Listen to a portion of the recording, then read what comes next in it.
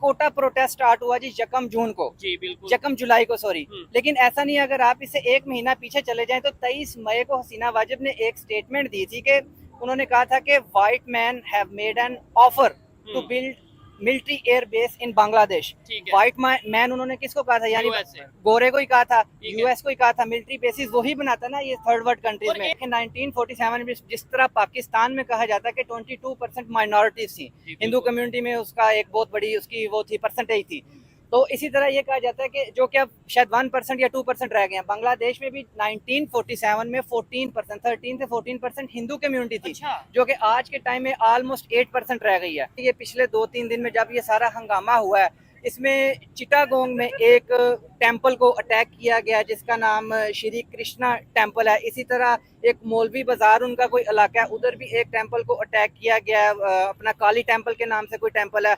एक Hindu police constable का murder किया गया है। इसके अलावा जो हिंदू अवामी लीग के लीडर हैं उनका और उनके नेफ्यू की मोब लॉन्चिंग की गई है। अच्छा। और मैंने यहाँ तक सुना कि जो देखे ना, ये जो सूरत हाल पैदा होती है इसमें बहुत से लोग अपना फायदा उठाते हैं और इस जो दंगे फसाद होते हैं इनमें लूट मार और कुछ रेडिकल एलिमेंट्स ऐसे सामने आ जाते हैं कि जो कि इस तरह की हरकतें करते हैं। तो मैंने यहाँ तक भी सुना है कि कुछ रेडिकल एलिमेंट्स ऐसे हैं कि जो कि हिंदू फैमिलीज के घरों में घुस के उन्हें नुकसान पहुंचाने की कोशिश की है। तो इस वक्त जो सबसे ज्यादा आवाज उठती नजर आ रही है वो इंडियन मीडिया उठा रहा है, मिनॉरिटीज को लेके, हिंदू कम्युनिटी को लेके। बाकी माइनॉरिटीज का अभी तक कोई खबरों में जिक्र तो नहीं आ रहा, लेकिन हिंदू कम्युनिटी का बहुत ज्यादा जिक्र आ रहा है। किसी की गलतियों से सीखना चाहिए, और ये तो ऐसी गलती है कि जिससे बहुत सारी जानें गई हैं, बहुत सारे नुकसान हुए हैं और आगे पता नहीं क्या होगा। ठीक है। सेकंड में अगर हमें क्या सीखना चाहिए, हम सब पाकिस्तानियों को और हमारी गवर्नमेंट को, हमारे स्टेक होल्डर को, हमारे इंतजामिया को, हमारे सियासतदानों को, और प्लस हमें भी साथ अवाम को भी, कि हम मिल बैठ के एक पॉजिटिव तरीके से मुल्क को लेके चलें। वरना हालात तो ऐसे बने हुए, हमारे तो बुनियादी राइट्स यहाँ से छीन लिए गए हैं, उनकी तो बुनियादी राइट्स बेहतर थे। भी अगर ओवरऑल देखा जाए उनकी इकोनॉमी बेहतर थी, ओवरऑल देखा जाए उधर बिजली का जो पर यूनिट है वो हमसे सस्ता था, ओवरऑल देखा जाए तो वहाँ पे एजुकेशन का जो मयार है वो हमसे बेहतर था। क्योंकि हसीना वाजिद अपनी फैमिली, अपनी सिस्टर के साथ इस टाइम इंडिया में ही मौजूद है। तो इंडिया के जो नेशनल सिक्योरिटी एडवाइजर हैं डोवल साहब, उनकी मुलाकात भी हुई है, लेकिन अभी तक ऑफिशियल कोई स्टेटमेंट नहीं आई। अंदर की खबरें मतलब ये आ रही हैं, लोग अपने पास एक बना रहे हैं कि ये बात हुई होगी कि हम हसीना वाजिब को इनकी सिक्योरिटी का ख्याल रखेंगे जब तक इनको इनकी नेक्स्ट डेस्टिनेशन पे नहीं पहुंचाया जा सकता। और हिंदू कम्युनिटी को लेके मेरे, क्योंकि इस टाइम मैं मौजूद हूँ जैन मंदिर, वैसे ही बांग्लादेश में जो है वो दोहराया गया है। वहाँ पे उनके घरों में जा के उनकी चीज़ों को तोड़ फोड़ करना, उनकी चीज़ें उठा के ले आना। ठीक है। और सबसे बड़ी बात, जैसे आपने बोला, उनके पर्सनल यूज़ किए जाने वाली चीज़ें, उनके अंडर गारमेंट्स, उनकी ब्लाउज, उनके ब्रा वट एवर जो चीज़ें वहाँ पे पड़ी थी उनको वहाँ उन्होंने बाहर लेके आए, उनकी नुमाइश की। एज अ मुसलमान हमें बिल्कुल ये हक नहीं बनता कि वो हम किसी खातून की इस तरह से तो बेतौकीदी करें और उनके जो ये अंडर गारमेंट्स लहरा रहे हैं, ये इंतहाई शर्मनाक बात है। और मैं तो बिल्कुल इसके मुखालिफत करूंगा कि ये बिल्कुल ऐसा नहीं होना चाहिए।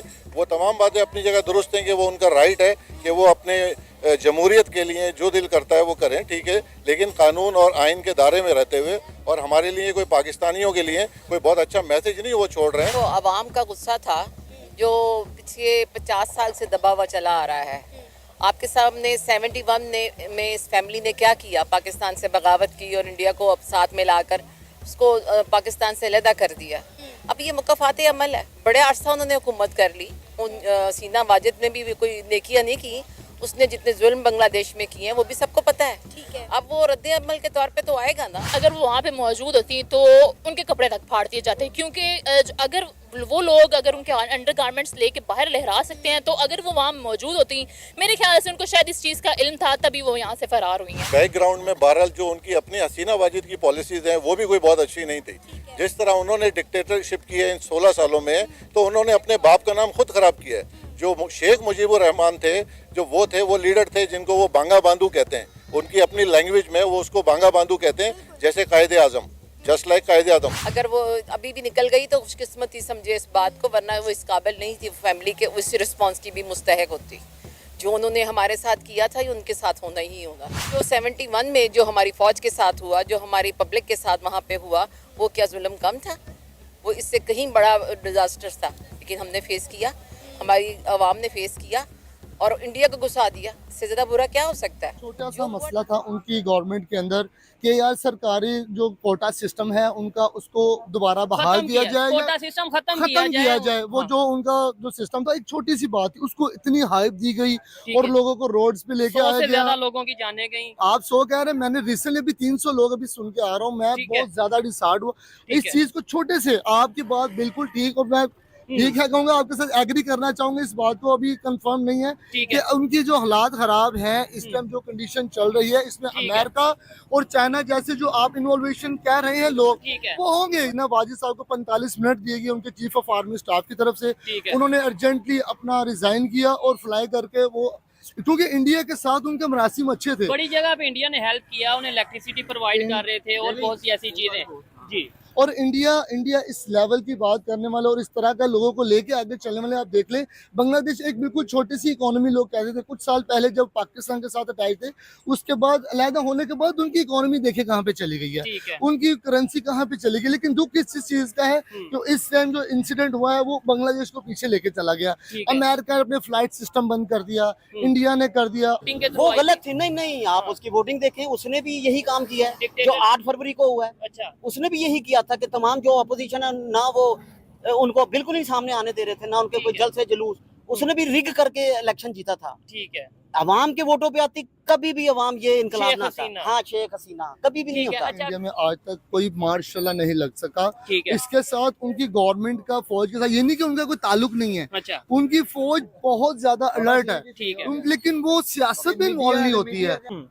उसके खिलाफ तो वाम आई थी हाँ। और उसके बाद उन्होंने वजीर आजम खोल दिया, वजीर आजम हाउस खोल दिया, वाम को कहा जाओ अंदर जाकर गुस्सा निकाल लो। ठीक है। वो ये- वीडियो बड़ी वायरल हो रही ये है सब जहाँ- टोपी ड्रामा है, ठीक है। ये सब टोपी ड्रामा है। उसको भी ना ऊपर की स्टैब्लिशमेंट ने आगे फोन किया कि हसीना साहबा आप निकले यहाँ से चुप करके, ठीक है। और उसको आर्मी चीफ को कहा यार आप अवाम को लॉलीपॉप दें कि मैं ना मामला हल कर दूंगा। क्योंकि वहाँ पे हम देख रहे थे कि शेख मुजीबुर रहमान जिन्हें फादर ऑफ बांग्लादेश कहा जाता है, उनके जो उधर वहाँ उनका पे मुजस्समे स्टैचू है, को उनका जो स्टैचू मुजस्समा है उन्हें गिरा तोड़ा दिया जा रहा है। इसके अलावा उनके प्राइम मिनिस्टर हाउस में घुस के शेख हसीना पार्लियामेंट में भी, हाँ, पार्लियामेंट ठीक भी है। उन्होंने ये क्या हंगामा लगता है किया। अब बांग्लादेश पाकिस्तान की तरफ झुकाव रखेगा या इंडिया की मैं तरफ? डेफिनेटली ये बात है कि इतना बड़ा सपोर्ट कर दिया गया है उनको कि आप तशरीफ लें, अपनी जान को बचाएं, हम आपके साथ हैं।